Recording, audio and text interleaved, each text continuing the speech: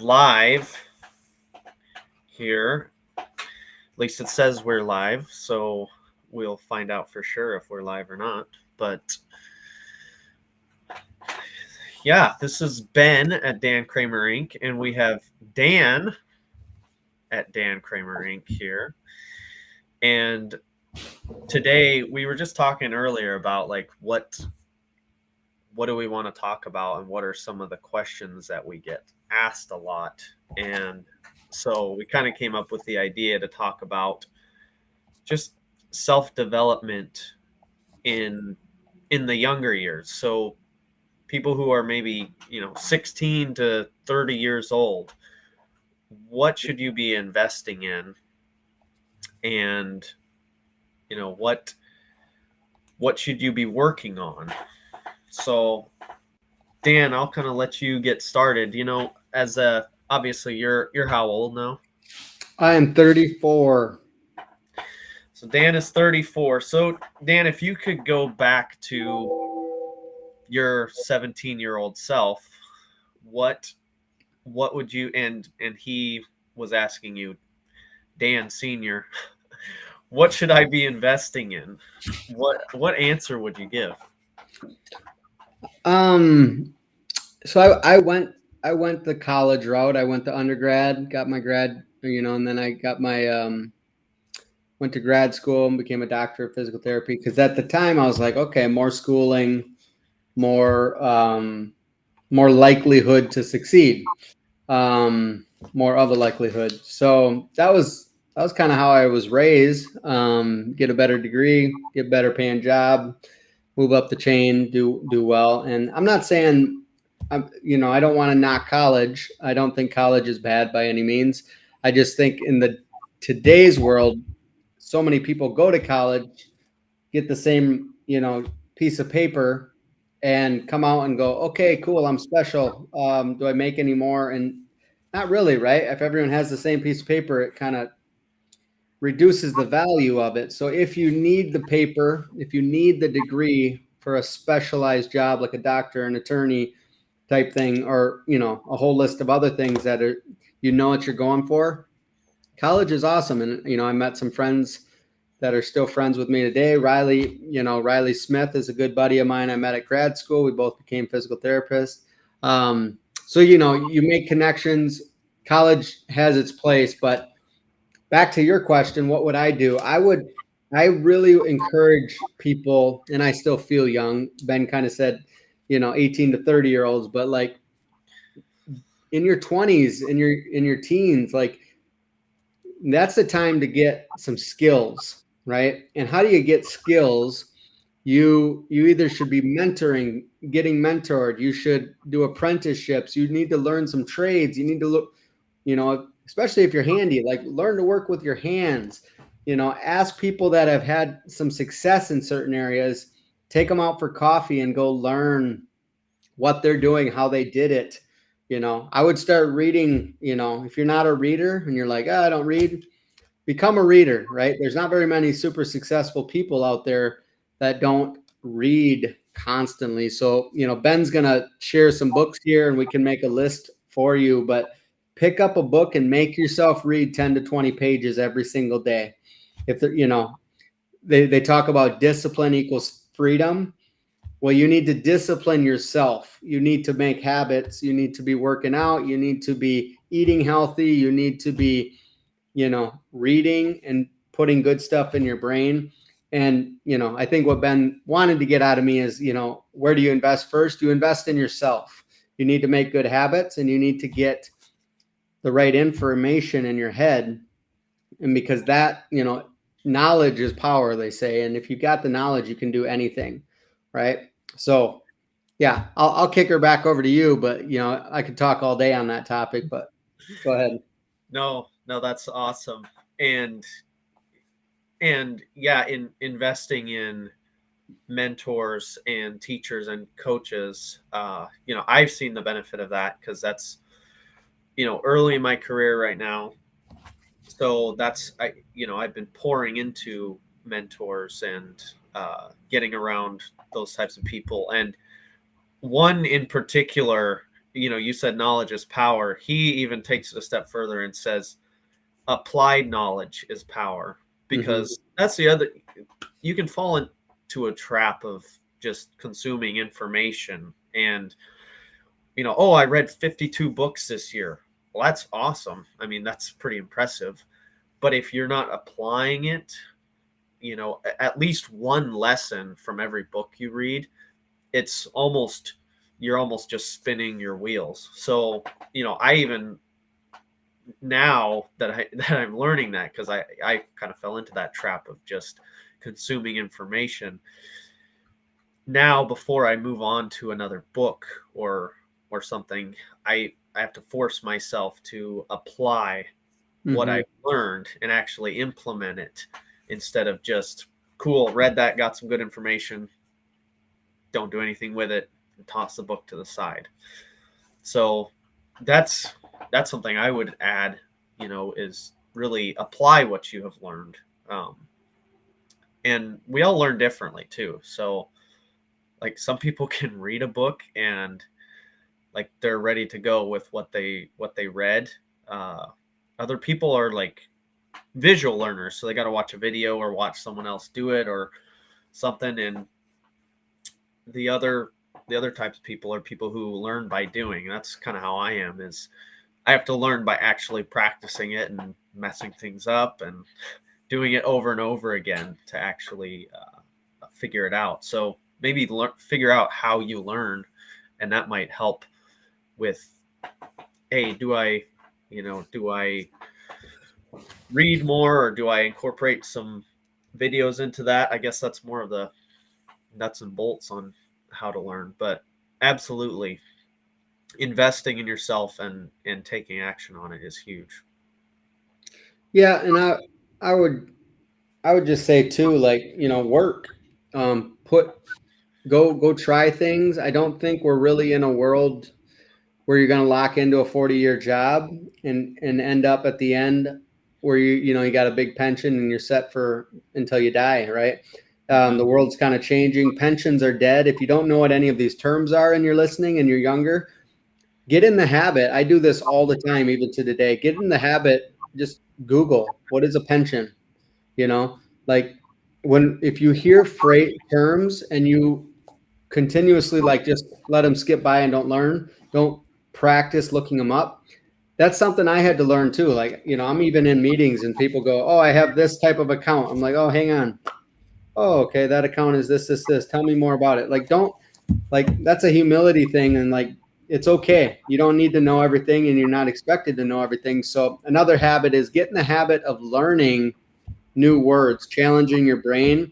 But back to kind of the typical, there's not a lot of 30 or 40-year careers anymore, resulting in a very safe, secure retirement, right? So if you do have to go get a job, which I encourage you all to do, and if you're old enough to drive and you got bills and you want to buy stuff, you need to go work, right? So go get that job. And there's a nice saying, it's from what you do from 9 to 5 is how you pay your bills, but what you do from 5 to 9 every night is what's going to get you wealthy, right? So it's not your boss's job to make you wealthy, right? It's your boss's job to pay you the agreed amount wage, right? And unfortunately, that wage is not usually quite enough to get you really wealthy, right? So if you want, back to that discipline equals freedom, you need to really monitor what you do in your off time, Saturdays, Sundays, 5 to 9 in the evenings, early in the morning before you go to work, right? Check yourself, ask yourself, am I wasting time on scrolling through Instagram and Facebook? Am I watching YouTube that's just all for fun and leisure? Do that once in a while. I'm still guilty of that. But to Ben's point, whether it's reading or video consuming or hanging out with people that are smarter than you, monitor your time and set some goals, because that info that you gather, that compounding effect just keeps on going and going. And all of a sudden you're in the room with bigger and better and people and doing bigger deals, and your income will automatically rise if you surround yourself with people that have higher incomes, right? And this isn't all just about income, but just lifestyle in general.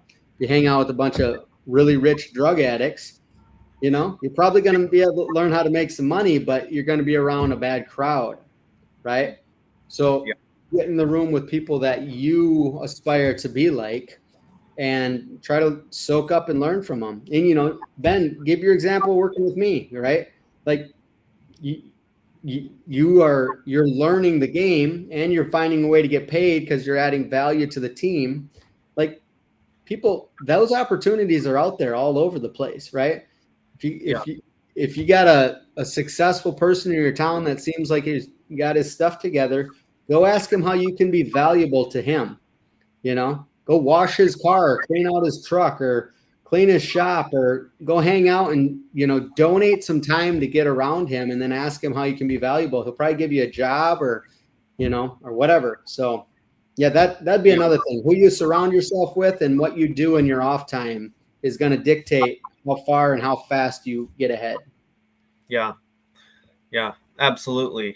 And don't be afraid to try different things, especially at this stage in life. Like, I've had, a couple of years where I changed jobs like 4 or 5 times, and it was just a matter of figuring things out and figuring out I really don't want to do this, long term, or I tried things I thought I was interested in and turned out, yeah, this isn't so hot. But I'm glad I tried them. I got to learn some new things and got to meet new people and cool people. And yeah, whenever I was, interested in getting into that industry or that job, I usually I went to someone. Like at one point, I wanted to sell home and auto insurance, and I did for a little bit, and I even still have the licenses. But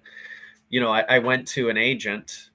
He was my agent, my State Farm agent, and I said, "Hey, this looks like it'd be kind of interesting. Like, how did you get started in the industry?" And you just have a conversation, and the next thing I knew, he's going, "Well, yeah, I'll help you. This is what you need to do to get licensed. This is how it works. This is how it goes." You know, Ended up I wanted to be more in the financial world, which is that's where I'm at now. But it was cool. I got to learn that side of the business for the time I was there and meet some people. So yeah, don't be afraid of trying something and failing or just going, I don't like this and I don't want to do it anymore. Makes sense. Yeah, and not even, the mindset. You're going to learn that in all the growth books and self-development books. But like the really failure is kind of this made up thing to keep us from moving forward, right? It's like, as long as you keep moving and you get up and try the next thing or stick with it in the thing you want to do, like you're not going to fail, right? They say like 9 out of 10 businesses fail in those first 5 years. And I was talking with someone on a different podcast, and they were saying, like, honestly, yeah, there might be some bad business ideas that should probably just fail. But he said most of the time, I don't think they fail from bad ideas. I think they fail because they gave up too soon, right? So like keep that in mind too. Either push through in that same area if you think it's a good idea and you're passionate about it. But to Ben's point, it's okay to check out and be like, no, kind of switch my goals, my dreams, my vision. I'm going to pivot and go this way. And don't, get over that fear of failure, so to speak.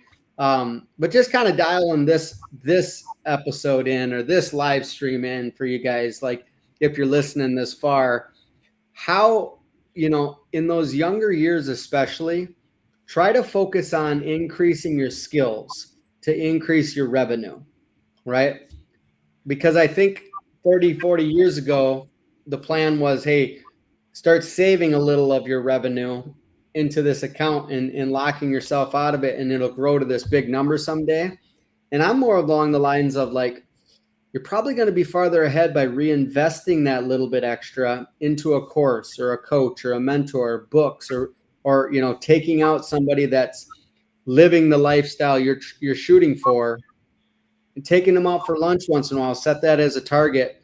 Reinvesting in your skills to take your income from 30 to 50 or 50 to 70 or 70 to 100, right? Set targets to get your revenue up, because, by the time you're 30s or 40s, now you got like one, two, $300,000 of income.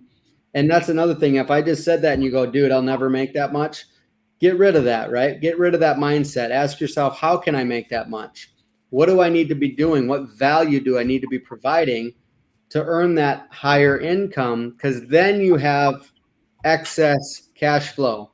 Then we can start adding additional revenue streams, additional assets, right? And that'll compound as well into your 40s and 50s. And all of a sudden, voila, you wake up one day and you have lots of income streams, lots of skills, and you've lived a fulfilled life because you've actually challenged yourself to grow. So dialing that all the way back to your teenage years, like, get around the right people and start putting some good info in your head and watch your skills level up. Absolutely. No, and use the skills to create a life you don't want to retire from. I mean, retirement can come at any time. All you have to do is quit your job. So, yeah, I guess we can kind of wrap this up then, Dan. What's one book recommendation that you would maybe recommend someone start with, just to help with either finances or mindset or something like that? Oh, well, I would follow Grant Cardone. He's a little wild, he's a little crazy, but he's big on activity. And if this is geared towards the young crowd, the 10X rule is a good one. I've read multiple times. Just, it's back to Ben's point. Knowledge is power, but knowledge without action is nothing, right? We all know somebody in our lives that's pretty smart and they always have the answer. And then you look into a little further and you go, not really, like, nothing really special about their lifestyle, right? That, or that broke uncle that knows everything. It's like, don't start to learn the skill of discernment. If somebody is talking and always full of opinions, but they don't really have the goods to back it up, like, it's okay to listen, but you don't have to take their advice, right? So back to that, like, the 10X rule is a good one.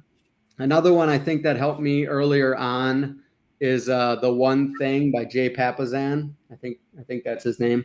Gary Keller. Yep, and Gary Keller. That's a shorter book. But yeah, Grant Cardone's got a ton of books. I think I've read most of them. Sell or Be Sold, 10X Rule. And he's got some real estate specific books. But yeah, I would start there. Get your mindset right and get your goals set on higher activity and push yourself, right? I'm not saying work 100 hours a week and burn yourself out on something you don't like. I'm saying, like, work 100 hours plus a week on figuring out how to, achieve the life that you're potentially capable of. Go for it. Don't settle. There's lots of people that are relying on you, your family, your community, your parents, your kids, your grandkids. Like, go for it. Don't settle because, you kind of, I think most people that settle and underachieve, they gave up on their goals. And maybe that's our next topic, Ben, is goal setting and the importance of it, because, high activity without a vision of where you want to go is also inefficient. I would say it's better than being lazy and doing nothing, but, yeah. How about you? What's one book because you're starting to hammer some books now too over the last few years. So what's one for you? One that really feel like it's really helped me a lot is called The Gap and the Gain by Dr. Ben Hardy and Dan Sullivan. And it's more of a mindset book about thinking in the gain, thinking in, looking behind you, seeing where you've been, and looking and seeing where you are now, and seeing the progress and judging the progress, and also just seeing the wins, and looking for the wins instead of living in the gap and always seeing the bad things or the things that have gone wrong. So that one helped shape my thinking quite a bit. So I love I it. would suggest that one. So all right, well, we'll wrap this up and we'll see you guys next Friday. Awesome. Thanks. All right. Oh, I gotta figure out how to turn this thing on.